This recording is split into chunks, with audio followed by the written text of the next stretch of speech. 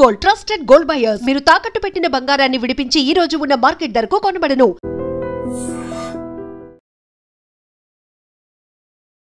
ఖమ్మం జిల్లాలో తీవ్ర విషాదకరమైనటువంటి ఇన్సిడెంట్ ఒకటి జరిగింది. యాక్చువల్లీ నిన్న ఒక 9 మంది చేపల వేట కోసము కట్టలేరు వాగుకి వెళ్ళినటువంటి పరిస్థితి. నిన్న మధ్యాహ్నం పూట చేపల వేట కోసమని వెళ్ళారు.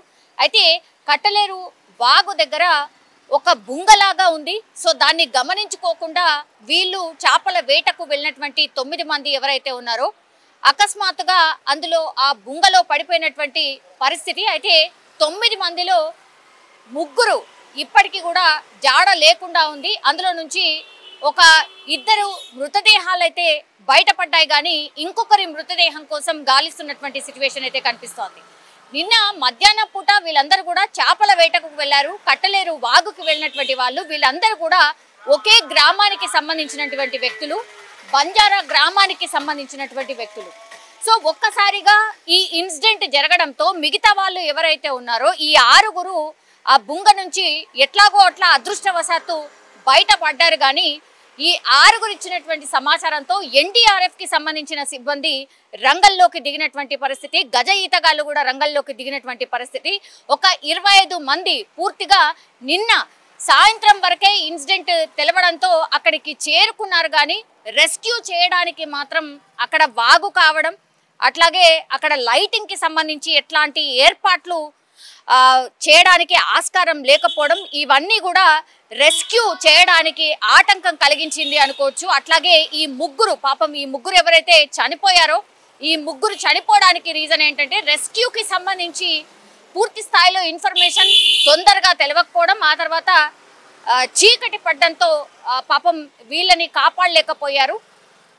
అక్కడ ఉన్నటువంటి వాళ్ళు కావచ్చు, గజ ఈతగాళ్ళు, ఎన్డీఆర్ఎఫ్ సిబ్బంది కావచ్చు. నిన్న సాయంత్రం జరిగినప్పటికీ కూడా ఈరోజు పొద్దున వరకు కూడా రెస్క్యూ ఆపరేషన్ స్టార్ట్ కాలేదు. దీంతో ఆ కుటుంబ సభ్యులు కానీ ఇప్పుడు వీళ్ళతోటి ఎవరైతే వేటకు వెళ్ళారో చేపల వేటకు వెళ్ళారో వాళ్ళు కానీ ఏమి చేయలేని నిస్సహాయ స్థితిలో ఉండిపోయారు. దీంతో పాపం 3 అందరూ కలిసి వెళ్ళినటువంటి వాళ్ళు ఇప్పుడు 3 మృతదేహాలు బయటపడినటువంటి ఆ పరిస్థితి అయితే కనిపిస్తోంది. ఈ ఇన్సిడెంట్ జరిగినప్పుడు యాక్చువల్లీ అక్కడ ఏం జరిగింది ఏంటి అని ఇప్పుడు ఈ 6 ఎవరైతే తప్పించుకున్నారో చేపల వేటకు వెళ్ళినటువంటి వాళ్ళని ఇన్ఫర్మేషన్ కనుక్కునే ప్రయత్నం చేసినప్పుడు అక్కడ ఒక బుంగలాగా ఉంది, అది మేము గమనించుకోలేదు. సో 3 ఎవరైతే ఇప్పుడు గల్లంత అయినటువంటి వాళ్ళు ఎవరైతే ఉన్నారో వాళ్ళు పూర్తిగా బుంగలో పడిపోయినటువంటి పరిస్థితి. మేము ఏమైనా చేద్దామన్నా కూడా మాకు ఎట్లాంటి ఆస్కారం లేకుండా పోయింది. అప్పటికి మేము శతవిధాల ట్రై చేద్దామని అనుకున్నాం, ఏం చేయొచ్చు ఏంది అని ఆలోచన చేసినప్పటికీ కూడా ఎక్కడ వాళ్ళ జాడ కనిపించలేదు. వాళ్ళు పూర్తిగా ఆ బుంగలో పడిపోయినటువంటి పరిస్థితి ఉంది అనేటువంటి మాట ఇప్పుడు ఈ 6 ఎవరైతే తప్పించుకున్నారో త్రుటిలో తప్పించుకున్నారో వాళ్ళు చెప్తున్నటువంటి మాట. వాళ్ళు వెంటనే వీళ్ళ కుటుంబ సభ్యులకు సమాచారం ఇవ్వడం, అట్లాగే గజ ఈతగాళ్ళు ఎవరైతే ఉంటారో వాళ్ళకి సమాచారం ఇవ్వడం, దెన్ ఎన్డీఆర్ఎఫ్ సిబ్బంది కూడా రంగంలోకి దిగినప్పటికీ కూడా ఇదంతా జరిగేసరికి సాయంత్రం అయిపోయింది. దీంతో చీకటి పడ్డంతో రెస్క్యూ చేయలేకపోయారు. అందుకని వీళ్ళ ప్రాణాలు పోయినటువంటి పరిస్థితి. కానీ వీళ్ళు ఏమైనా కొత్తగా ఇట్లా చేపల వేటకు వచ్చారా అంటే కాదు, యాక్చువల్లీ వీళ్ళ వృత్తి చేపల వేట. సో అట్లాంటిది కొన్ని ఇయర్స్ ఆఫ్ ఎక్స్పీరియన్స్ ఉన్నప్పటికీ కూడా కొన్ని సందర్భాల్లో అట్లాగే వర్షాలు పడ్డటువంటి టైంలో ఇట్లా ఈ వాగులలో ఎక్కువ మట్టికి వాటర్ వస్తూ ఉంటాయి. అట్లాగే ఈ బుంగలు కూడా అప్పుడప్పుడు మనకు కనపడకుండా ఉంటాయి. ఇట్లాంటి సందర్భంలో వాగులో ఎన్నిసార్లు వేటకు వెళ్ళినప్పటికీ కూడా కొన్ని సందర్భాల్లో ఏర్పడకుండా ఇట్లా బుంగలు ఏర్పడడం, ఆ తర్వాత ఎంత గజ ఈతగాళ్ళైనా బయట పడకపోవడం వంటి సంఘటనలు కూడా జరుగుతుంటాయి అన్నటువంటి మాట ఇప్పుడు ఈ వేటకు వెళ్ళినటువంటి వాళ్ళు చెప్తున్నటువంటి పరిస్థితి.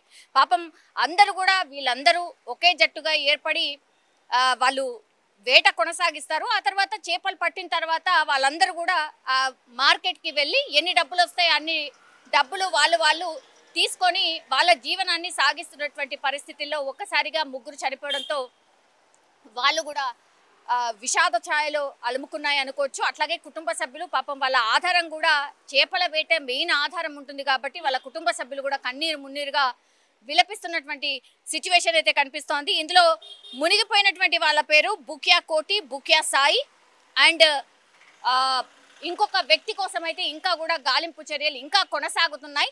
2 దొరికారు, ఇంకొక వ్యక్తి గల్లంతైనటువంటి పరిస్థితి ఉంది.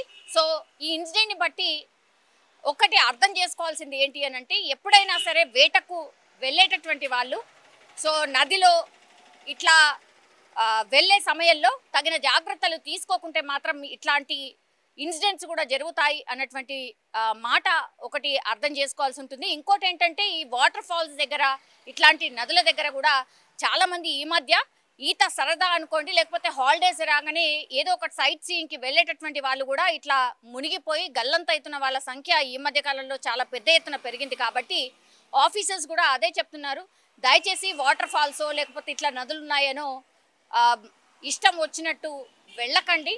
ఇగో ఇట్లా ఎంత వేటకు వెళ్ళే వాళ్ళు ఎవరైతే రోజు వేట చేసే వాళ్ళ పరిస్థితి ఇట్లాంటిది ఉంది. కాబట్టి తెలియని ప్రదేశంలో నీళ్లున్నాయి కదా ఎంజాయ్ చేద్దాము అని వెళ్ళేటటువంటి వాళ్ళు ఇంకెంత జాగ్రత్తగా ఉండాలో దయచేసి ఇట్లాంటి ఇన్సిడెంట్ జరిగినప్పుడు గుర్తుంచుకోండి అన్నటువంటి మాట చెప్తున్నటువంటి సిచ్యువేషన్ అయితే కనిపిస్తోంది. పాపం జస్ట్ చేపలకు వేటకు వెళ్ళినటువంటి వాళ్ళు ఇప్పుడు గల్లంతై పాపం చనిపోయిన సిచ్యువేషన్ అయితే ఇక్కడ కనిపిస్తోంది. నిజంగా ప్రస్తుతం ఉన్నటువంటి సమాజం దేనికి ప్రయారిటీ ఇస్తుంది? ఆర్థిక సంబంధాల చుట్టూ మాత్రమే తిరుగుతుంది. మళ్ళీ ఎన్నికలంగానే చాలా విరక్తి కలుగుతున్నాం. మంచి అనిపిస్తుంది కదా, లేడీస్ కూడా ఛాలెంజింగ్ జాబ్స్ చేసినప్పుడు చాలా బాగుంటది. ట్రాఫిక్ అసిస్టెంట్స్ గా నియమించిన ట్రాన్స్జెండర్స్ అందరితో సాల్యూట్ చేయించుకుంటున్నారు. ఫుడ్ డెలివరీ ఇవ్వటానికి వెళ్ళినటువంటి డెలివరీ బాయ్ అనిల్ పై కళ్ళ ముందు